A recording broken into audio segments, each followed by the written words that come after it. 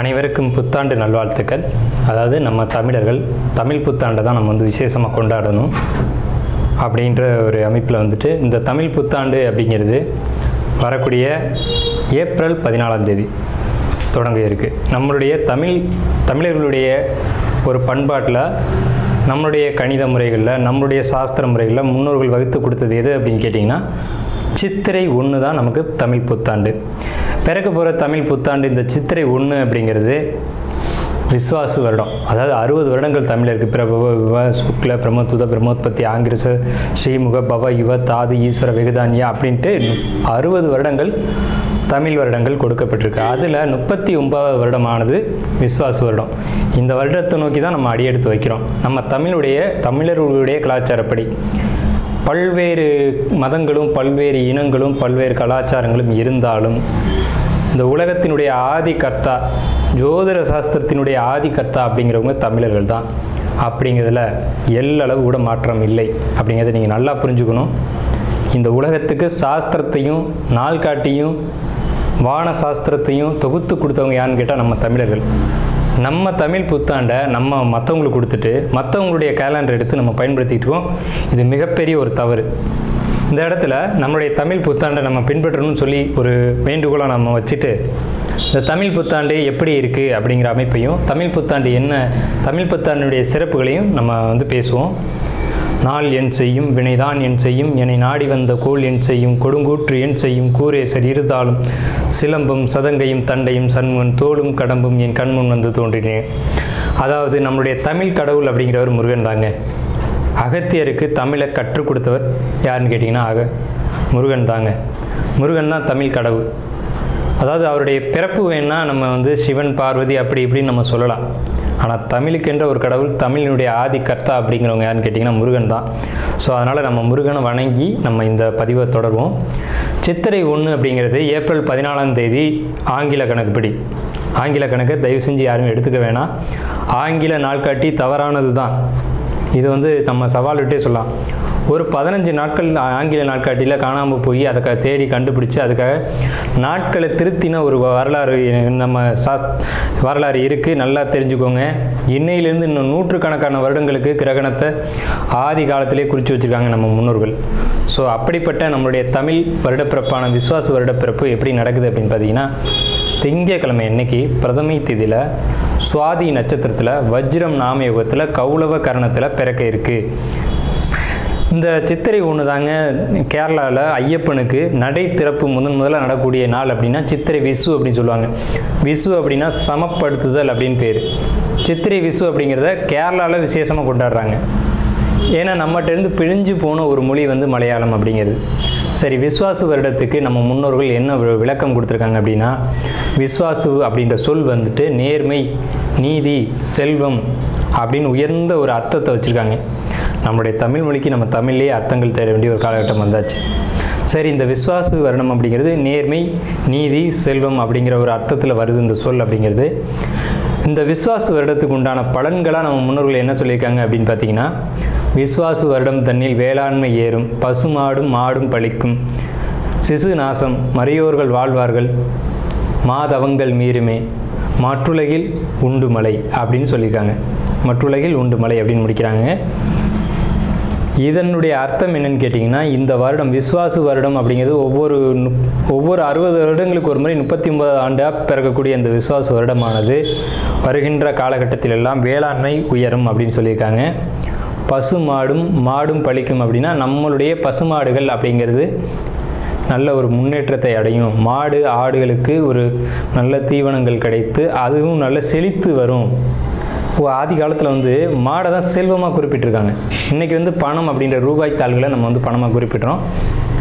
ஒரு முன்னோர்கள்லாம் மாடு எவ்வளோ இருக்குது, மாட்டினுடைய அந்த குப்பை வேஸ்ட்டெல்லாம் எங்கே ஒரு மனிதன் எங்கே சேகரிக்கிறானோ அதை போய் முதல்ல பார்ப்பாங்கங்க. அதை வச்சு தான் அவனுடைய செல்வம் என்னன்றதை குறிப்பிட்டு பொண்ணு கொடுக்குறதா இருக்கட்டும், பொண்ணு எடுக்கிறதா இருக்கட்டும், இதெல்லாம் நம்முடைய மரபில் இருந்து வந்த ஒரு விஷயம். ஸோ அப்போ இத்தனை மாடுகள் இருந்தால் தான் அவன் செல்வந்தன் அப்படின்ற ஒரு கான்செப்ட் முன்னோர்கள் நமக்கு காமிச்சிருக்காங்க. அப்படிப்பட்ட பசுமாடுகள் மாடும் பழிக்கும் அப்படின்ற ஒரு வார்த்தையை அங்கே குறிப்பிட்டிருக்காங்க. சிசு நாசம் அப்படின்ற வார்த்தையை சொல்கிறாங்க. மறையோர்கள் வாழ்வார்கள். மறையோர்கள்னால் யாருன்னு கேட்டிங்கன்னா சமுதாயத்தில் முக்கியமாக இருக்கக்கூடிய பெரியவங்க, மற்றவங்களுக்கு வழிகாட்டக்கூடியவங்க வாழ்வாங்க அப்படின்ற சொல்லியிருக்காங்க. மாதவங்கள் மீறுமே அப்படின்ற ஒரு வார்த்தையும் வருது. மாதவங்கள் மீறும் அப்படின்னா ஒழுக்கக்கேடான செயல்பாடுகளில் மனிதர்கள் நடக்க வேண்டிய காலகட்டங்கள் வரும். ஒழுக்கக்கேடுனா என்னங்க? இந்த விரல் தான் ஒழுக்கக்கேடு, இந்த ஒற்றை விரல் தான். இந்த விரலை வச்சு தான் நம்ம பட்டனை அமுக்கிறோம், காசு வாங்கிட்டு அமுக்கிறோம். இதுதான் மாதவங்கள் மீறுமே அப்படின்றது. ஸோ அந்த மாதிரிலாம் இல்லாமல் மனசாட்சிக்கு துரோகம் செய்யாமல் யார் நீதி பரிபாலனம் செய்வாங்க அப்படின்றத தெரிஞ்சு சரியான வாக்களித்து நல்ல தலைவனை தேர்ந்தெடுக்க வேண்டிய காலகட்டங்கள் அப்படிங்கிறத இங்கே மறைமுகமாக இந்த விசுவாச வருடத்தினுடைய வெண்பா பாடல் அப்படிங்கிறது நமக்கு சுட்டி காட்டுது. இந்த சித்திரை வருட பிறப்பானது மகர லக்னம்னு சொல்லக்கூடிய சர லக்னங்களில் விழுகுது. எப்படின்னு கேட்பீங்க? தமிழனுடைய கணக்குப்படி சூரியன் எப்போது கிழக்கு வானில் உதிக்கிறதோ அதுதான் லக்னம். ஸோ சித்திரை மாதம் 1ஆம் தேதியானது உதிக்கக்கூடிய நேரம் அப்படிங்கிறது கிழக்கு வானத்தில் சூரியன் உதிக்கக்கூடிய அந்த டைம் அப்படிங்கிறது 2:22 அதிகாலை மணி 2:22க்கே சூரியன் கிழக்கு வானத்தில் உதிச்சிடறார். அப்போ அது லக்னமாக போட்டுக்கணும், இந்த வருடத்தினுடைய பிறப்பு லக்னமாக போட்டுக்கணும். ஸோ அப்படி நம்ம போடும்போது மகர லக்னம் சர லக்னத்தில் விழுகுது. முன்னோர்கள் சித்திரை 1ஆம் தேதி அப்படிங்கிறத கண்டறிஞ்சு அந்த 1ஆம் தேதி தொடங்கக்கூடிய லக்னத்தை கண்டறிஞ்சு அதுக்கான பலன்களை பஞ்சாங்கங்களில் எழுத ஆரம்பிச்சிருக்காங்க. ஸோ அதன் அடிப்படையில் சர லக்னமான மகர லக்னத்தில் இந்த புத்தாண்டு அப்படிங்கிறது பிறகுது. இது ஒரு விசேஷமான ஒரு விஷயந்தான். ஏன் அப்படின்னு கேட்டிங்கன்னா, அந்த மகர லக்னத்துக்கு அதிபதியான சனி பகவான் ஒரு பலமான ஒரு நிலையில் வருடப்பிறப்பின் போது இருப்பாங்க அப்படிங்கிற ஒரு விசேஷமான ஒரு அமைப்பில் இந்த வருடப்பிறப்பு அப்படிங்கிறது விஸ்வாச வருடம் பிறக்கின்றது. ஸோ இந்த விஸ்வாச வருடம் பிறக்கும் போதே நமக்கு ஒரு நல்ல செய்தி கிடைச்சாச்சு, இந்த வருடம் நன்றாக இருக்க போகுது அப்படிங்கிற ஒரு விஷயம்.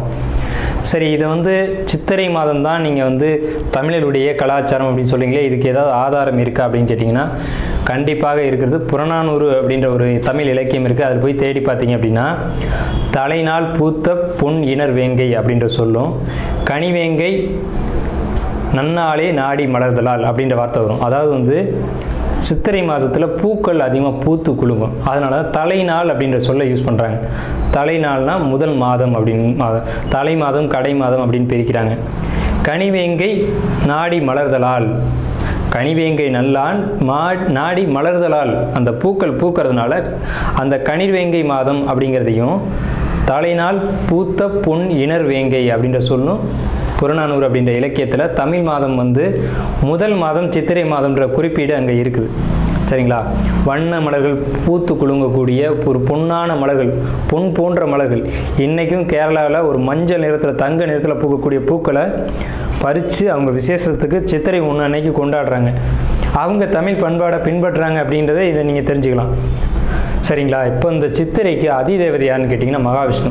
மகாவிஷ்ணு தான் காக்கக்கூடிய கடவுள் அப்படின்னு சொல்கிறாங்க. மகாவிஷ்ணு எங்கும் நிறைந்தவர் அப்படின்னு சொல்கிறாங்க. சரிங்க சார், சித்திரை மாதம் விசேஷங்களை கொண்டாடலாமா அப்படின்ற ஒரு கேள்வி வரும். 100% கொண்டாடலாம். ஏன்னு கேளுங்க. இதுக்கு உதாரணம் ராமர் தான். ராமர் பட்டாபிஷேகம் ஏற்ற மாதம் எதுன்னு கேட்டிங்கன்னா சித்திரை மாதங்க. அப்போது விலக்கப்பட்ட மாதங்கள் அல்ல, இது விசேஷத்துக்கு ஏற்றுக்கொள்ளப்பட்ட மாதம் எதுன்னு கேட்டிங்கன்னா சித்திரை மாதம்தான். பகவத்கீதையிலே ஒரு வார்த்தை வருது, ருதுக்களில் நான் வசந்த ருதுவாக இருக்கிறேன் அப்படின்னு கிருஷ்ணர் சொல்கிறார். நம்மளுடைய வாக்கியம் இல்லை, இது பகவானுடைய சொல். அப்போ வசந்த ருது அப்படின்றது எதுன்னு கேட்டிங்கன்னா சித்திரை 1 தான் வசந்த ருதுவினுடைய தொடக்கம். வசந்த காலம் அப்படிங்கிறது வெயில் காலம் அப்படின்னு தான் பேர், கோடை காலம் அப்படின்னு பேர். வசந்த காலமானது சித்திரை வைகாசி, இந்த 2 மாதத்தையும் வசந்த காலம் அப்படின்னு குறிப்பிடுறாங்க சமஸ்கிருதத்தில். அப்போ இந்த வசந்த காலம் எனக்கு பிடித்த ருது அப்படின்னு சொல்கிறாரு கிருஷ்ணர். ஸோ ராமர் பட்டாபிஷேகம் ஏற்றுக்கிட்ட ருது நாட்கள் எது அப்படின்னு கேட்டிங்கன்னா சித்திரை மாதம். அப்போ சித்திரை மாதம் புது வீடு வாங்கலாம், புது வீடுக்கு கிரகப்பிரவேசம் பண்ணலாம், புது மனை எழுப்பலாம், மனை சம்பந்தப்பட்ட விஷயங்கள், மங்கள காரியங்கள், இது எல்லாம் செய்வதற்கு உகந்த மாதம் சித்திரை மாதம்.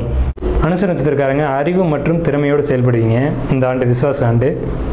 அறிவு மற்றும் திறமை இந்த செயல்பாட்டினால நீங்கள் வெற்றி அடைய முடியும். காரியங்களில் ஒரு தாமதத்துக்கு பின்னாடி வெற்றி கிடைக்கும்.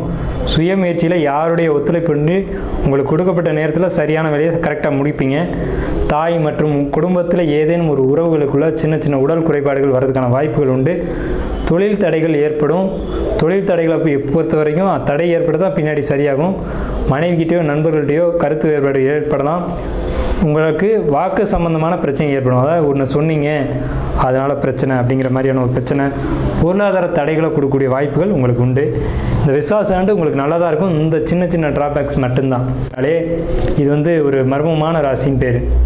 எப்படின்னு கேட்டிங்கன்னா, நீங்கள் என்ன யோசிக்கிறீங்கன்னு உங்கள் நண்பர்களுக்கே தெரியாது. ஸோ அப்படிப்பட்ட ஒரு மர்மமான நபர்கள் நீங்கள். என்ன சிந்திக்கிறீங்க அப்படிங்கிறத கூட உங்கள் நண்பர்களால் கண்டுபிடிக்க முடியாது.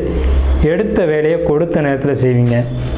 கொடுக்கப்பட்ட நேரம் குறைவாக இருக்கும், ஆனால் தான் நினச்ச நேரத்துக்குள்ளே அதை முடிச்சிருவீங்க. ஸோ இப்படிப்பட்ட உங்களுக்கு இந்த விருச்சிக ராசி அப்படின்றது தேல் அப்படின்ற சின்னத்தை அடிப்படையாக வச்சு கொடுத்துருக்காங்க. தேல் அப்படிங்கிறது ஒரு ஆண் தேல் வந்து இனப்பெருக்கத்தின் போது மரணம் அடைஞ்சிடும். அது ஒன்று. அந்த தேல் ஒரு குட்டி எடுத்த உடனே அதுவும் இறந்துடும். ஸோ இப்படிப்பட்ட தாய்மையின் அதி உச்சமான விருச்சிக ராசி. இதில் ராணி தேல் அப்படின்னு ஒரு தேல் இருக்கும் தேல்களில். அதுதான் வந்து அதிகபட்சமான பாதுகாப்போடு இருக்கக்கூடிய ஒரு தேல். அந்த மாதிரி ஒரு பாதுகாப்பு உணர்வோடையும் எச்சரிக்கை உணர்வோடையும் பயணிக்கக்கூடியவங்க யாருன்னு கேட்டிங்கன்னா அந்த விருச்சிக ராசிக்காரங்களான நீங்கள் தான். எப்போவுமே உள்ளுக்குள்ளே ஒரு பயம் இருக்கும், வெளியில் ஒரு தைரியமான நிலையில் காட்டிக்கிற மாதிரி உங்களை நீங்கள் காட்டிக்கிங்க. ஸோ இப்படிப்பட்ட உங்களுக்கு இந்த விஸ்வாச வருடம் பிறந்தக்கூடிய இந்த கிரக நிலைகளானது எப்படி இருக்குது அப்படின்னு பார்த்தீங்கன்னா, உங்கள் ராசிக்கு 4ஆம் இடத்து ராகு, 5ஆம் இடத்து சனி, 8ஆம் இடத்து குரு, 10ஆம் இடத்து கேது. நன்மை செய்யுமா தீமை செய்யுமா, நல்லதா கெட்டதா, வெற்றியா தோல்வியா, இப்படின்ற ஒரு கேள்விகளோடு நம்ம ஆரம்பிக்கிறோம். கண்டிப்பாக நல்லது அப்படின்ற சொல்கிறது மட்டும்தான் நமக்கு வந்து ஒரு அமைப்பு அப்படிங்கிறது இருக்குது. ஸோ எப்படி நல்லது அப்படிங்கிறத நம்ம முதல்ல பார்த்துருவோம். உங்களுக்கு வெளியூர் வெளிநாடு பயணங்கள் இருக்கா அப்படின்னு பார்த்தா கண்டிப்பாக அதுக்கான வாய்ப்புகள் இருக்குது. ஆனால் அதில் கொஞ்சம் கவனம் போகலாம், ஆனால் கவனமாக இருக்கணும் அப்படிங்கிற ஒரு அமைப்பு. உங்கள் மனசுக்குள்ளே இப்போ ஒரு பதட்டம் இப்போ தெரியும், ஒரு கவலை, ஒரு அழுத்தம் உங்களுக்குள்ளே தெரியும். அதே மாதிரி உங்களுக்கு உடன் பிறந்தவங்க மூலமாக ஒரு சப்போர்ட் அப்படிங்கிறது கிடைக்கும். இப்போ 4ல் ராகு அப்படிங்கும்போது தாய் வழியில் நீங்கள் எச்சரிக்கையாக இருக்கணும் அப்படின்ற ஒரு அமைப்பு. ஆனால் அந்த 4ல் ராகு இருந்தாலும் அதை குரு பார்க்குறாரு. அப்போ அம்மாவுக்கு உடம்புக்கு எடுத்து போயிருமா அப்படின்னா இல்லை, அதை குரு பார்த்து சரி பண்ணுறாருங்க. ஆனாலும் நீங்கள் கவனமாக இருக்கணும் அப்படின்ற ஒரு காலகட்டம் தான் இது. பெரிய பாதிப்புகள் ஏற்பட்டுறாது, ஆனால் எச்சரிக்கையாக இருக்கணும் விருச்சிக ராசியை பொறுத்த வரைக்கும் அவங்களுடைய தாயார் உடல்நிலையில். ஆனால் கடந்த காலகட்டங்களில் பாதிப்புகள் அதிகமாக கடந்து வந்திருப்பீங்க, அதெல்லாம் உண்மைதான். 5ஆம் இடத்து சனி மன அழுத்தங்கள், குழப்பங்கள், கவலைகள் இதெல்லாம் கொடுக்கும். தொழிலில் தடை தாமதங்கள், தொழில் லாபத்தில் ஒரு பிரச்சனை, தொழில் பண்ண முடியாத ஒரு சூழ்நிலை, ஒரு தொழிலில் முக்கியமான ஒரு பார்ட்னராக இருந்தவர் கைவிட்டு போனது அப்படிங்கிற ஒரு நிலையெல்லாம் உங்களுக்கு வந்து இந்த காலகட்டங்களில் இந்த விசுவாச ஆண்டுலேயும் அது தொடரும். ஆண்டினுடைய பிற்பகுதி அப்படிங்கிறது விருச்சிக ராசிக்கு தந்தை வழியில் பிரச்சனை, அரசாங்க வழியில் தொந்தரவுகள் இதெல்லாம் சந்திக்கக்கூடும். அதே மாதிரி தந்தை விட்டு பிரிஞ்சு இருக்கிறது அப்படிங்கிறது விருச்சிக ராசிக்கு ரொம்ப நல்லது.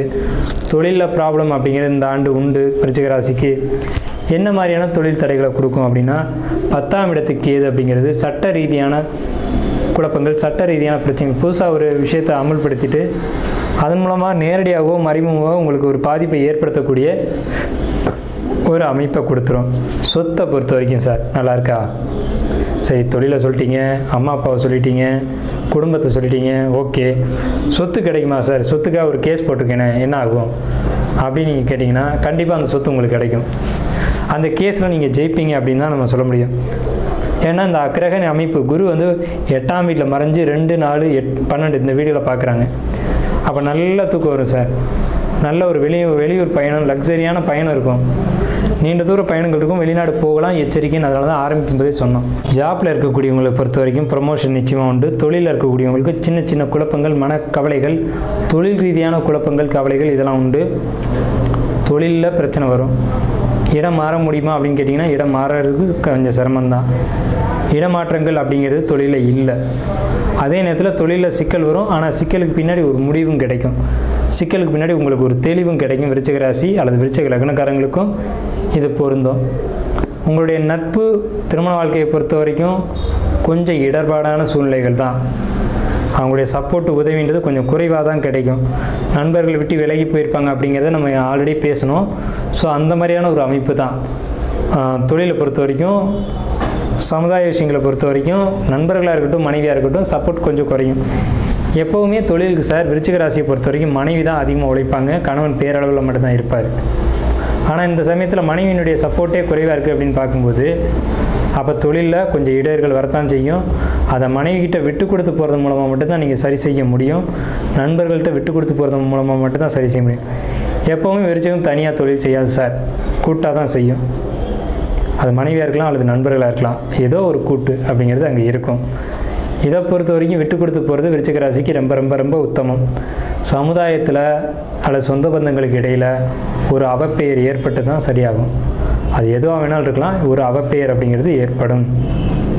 ஸோ அந்த அவப்பெயருக்கு பின்னாடி உங்களுக்கு நல்ல ஒரு அமைப்பு இருக்கா அப்படின்னா கண்டிப்பாக அந்த கெட்டுப்போன பேரை நீங்கள் திருப்பி எடுத்துருவீங்க, நல்லவன்ற பேரை எடுத்துருவீங்க. இருந்தாலும் பேர் கெட்டு போயிடாத அளவுக்கு உங்களை நீங்கள் பார்த்துக்கோங்க அப்படின்னு தான் நம்ம கேட்குறோம்.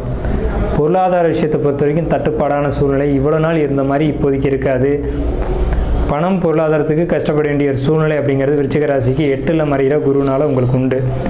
8ல் குரு மறைஞ்சாலும் ராசிக்கு 2ஆம் இடத்தை பார்க்குறாரு சார் அப்படின்னா அந்த 2ஆம் இடத்தை பார்வை செய்கிற அளவுக்கான பொருளாதாரத்தை உங்களுக்கு கொடுத்துருவார். ஆனால் வார்த்தைகளில் ரொம்ப கவனமாக இருக்கணும்.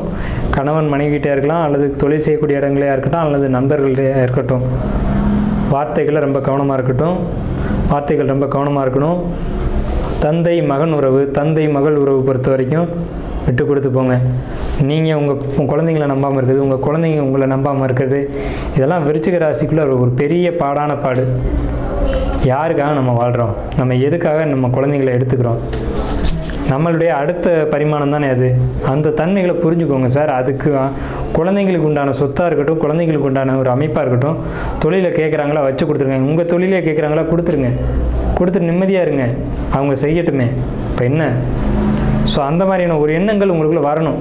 அவங்க கேட்பாங்க, கேட்கும்போது கொடுத்துட்டிங்கன்னா உங்களுக்கு இந்த இடர்பாடுகள் அப்படிங்கிறதுலாம் இதில் இருக்காது. அவங்களுடைய ஜாதகம் பேச ஆரம்பிச்சிடும். அவங்களுடைய ராசி லக்னம் வேறையாக இருக்கும், அவங்க ஜாதகங்கள் வேறையாக இருக்கும், அவங்களுடைய கர்மா வேறையாக இருக்கும். அதன்படி பார்த்துக்கலாம். ஆனால் நீங்கள் பிடிவாதக்காரங்க அப்படின்றதுனால தான் இவ்வளோ சிக்கலும். உங்கள் ராசி அதிபதி செவ்வாய் அப்படிங்கிறதுனால உங்களுக்குள்ளே இருக்கக்கூடிய பிடிவாத குணங்கள் அப்படிங்கிறது தொழிலையும் பொருளாதாரத்திலையும் பிரச்சனைகளை ஏற்படுத்தக்கூடிய காலகட்டம் தான் இது. ஸோ இதை பொறுத்த வரைக்கும் விட்டு கொடுத்து போங்க, ரொம்ப நல்லாயிருக்கும். வாழ்த்துக்களை சொல்லி 55% மேலே விருச்சிக ராசிக்கு நல்ல பலன்கள் நடக்க இருக்குது. விருச்சிக ராசிக்கு என்னுடைய வாழ்த்துக்களும் நன்றிகளும் வணக்கங்களும்.